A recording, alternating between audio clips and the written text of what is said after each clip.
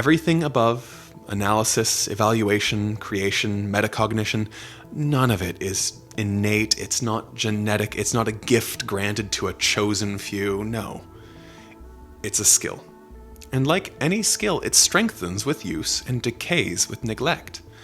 So I've said that society is stuck at the bottom, and that's not because people lack the ability to rise through the ranks. I want to reiterate, these people are not stupid.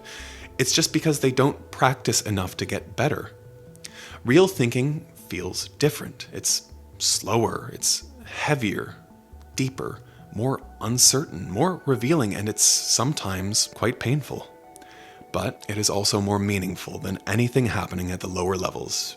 Because when you climb the pyramid, you reclaim something humanity has been losing for decades: agency over your own mind. And you stop being like the echo of myths. You stop being simply a reaction. You stop being a vessel carried by cultural currents, and you begin to navigate the world with conscious intention. You become someone who creates instead of someone who simply consumes.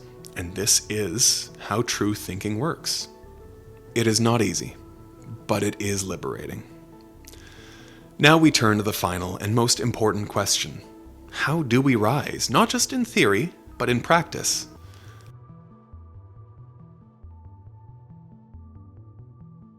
The truth is, most people never rise, not because they can't, but because they were never shown how. Thinking, real thinking, feels like walking uphill through deep sand, but there is a path and there are steps. There is a way upward. And it all starts with step one: slow down the mind. In a world obsessed with velocity, the single most radical thing you can do is slow down. Thinking requires time, uninterrupted, quiet, uncomfortable time. The mind cannot analyze when it is simply reacting. It can't evaluate when it is constantly stimulated. It cannot create when it is constantly distracted. To begin climbing the pyramid, you must reclaim attention as a discipline. Start with the small things. Read something long enough for your mind to wander, and then force it back. Sit with an idea for more than 10 seconds. Resist the urge to jump between apps and tabs. Delay reactions by even a single breath.